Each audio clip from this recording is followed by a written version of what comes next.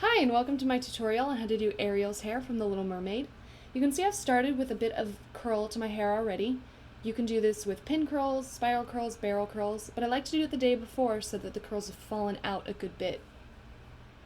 What I'm going to do first is create a bit more volume in my hair using a bit of hairspray. I'm spraying up into my hair from the bottom and fluffing and crunching kind of all the way around. And this just creates a bit more volume and fluff because she's got just kind of a really big wave rather than actual defined curls to her hair. And then I'm going to take my blow dryer and, again, to help with volume and lift, blow dry up into it, and then you'll see in a second I'm going to flip my head over and do it upside down as well, and this just creates really big fluffy volume. Then the next thing I'm going to do is define out her bang. I have a side bang already, and this is going to be a big help, but I'm not going to create the bang on the side I normally do, but on the opposite side, and that'll create her swooping shape to her bang because it lifts up away from her face and forward a bit. So you want to define where your bang is going to be.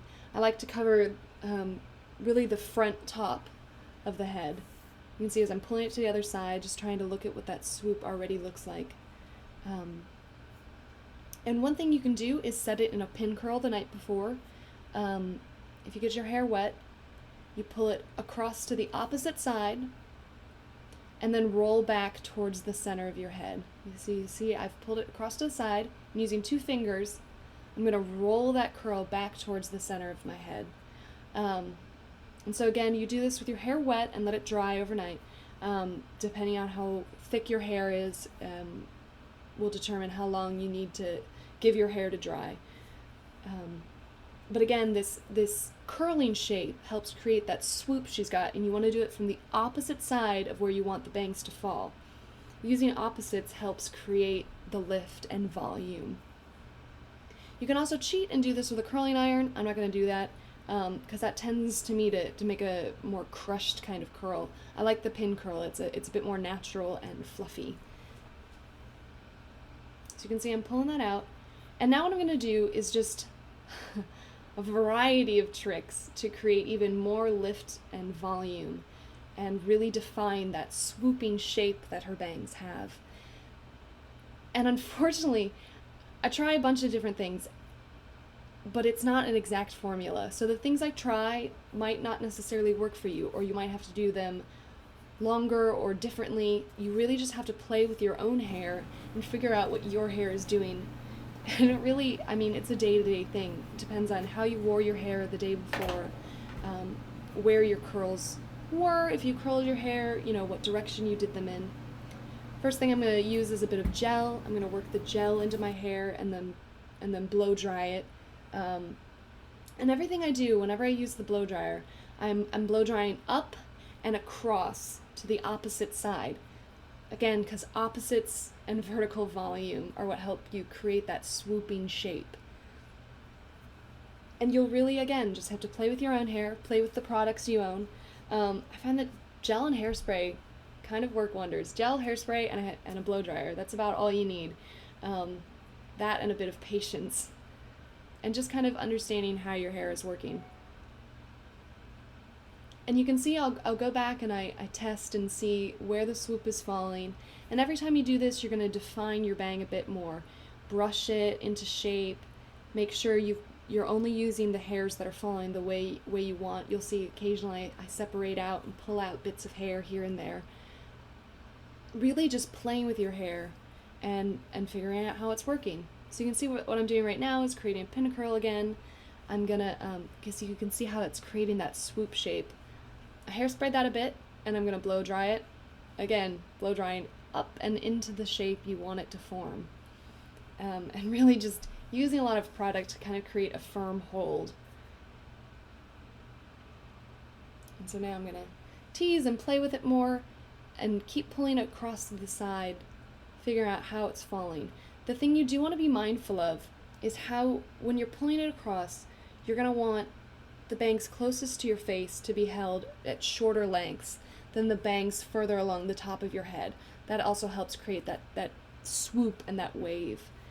I'm blow drying again, up for vertical lift, up and across, and again just Keep playing and playing and playing with your hair until you figure out how it's working.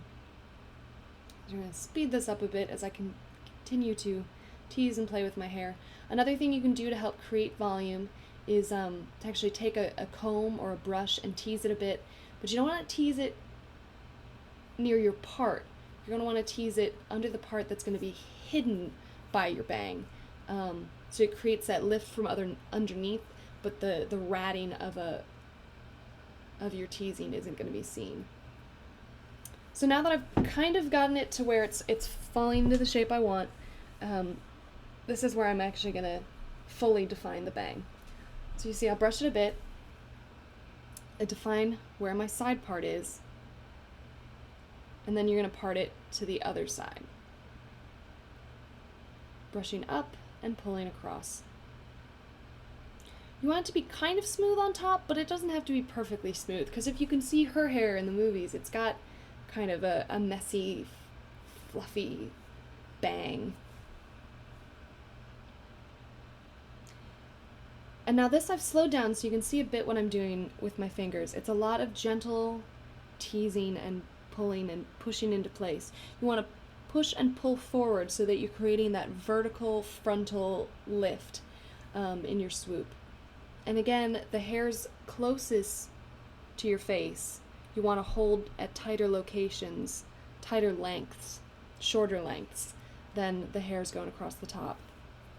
Now that I've got my bang to about where I want it to be, I'm going to get a bobby pin and just form a cross hold with two bobby pins. And that's really all it takes to hold my hair. But you can do it with as many bobby pins as you need. So you see I'm sliding the one into place. And then I'm going to get the second. And I do a crisscross because that shape holds the best. And you don't want to get just your hair, but the bang of the bangs, but the hair underneath as well. Now I'm working and fluffing the curls and the rest of my hair into the shape I want it to be. And once you've got that going, I'm going to take a little bit of hairspray and spray it all into place. So spraying and pushing down on the top just to create that smooth, flat swoop. You see I'm teasing my hair a little bit to create even more volume. You can tease or rat as much as you like depending on how fluffy you want your hair to be. And so, see, there we go. We've got Ariel's kind of usual, everyday, fluffy look, but hang on a sec. And there we go. Now we've got Ariel's full look put together, shells and all. Comb it out with your dingle hopper. Now another thing you might want to do is add either a flower or seashell accent, and you just slide that into place right next to the bobby pin. And then one more thing I'm going to do is, if your hair's not fluffy and voluminous enough for you yet, you can tease by brushing upwards from the bottom, and that'll get you just that extra bit of fluff and wave at the bottom of her hair. And you'll see that I fluff and smooth it out a bit so it's not a nasty rat, but just a big fluffy look. And there you go. So thanks so much for watching.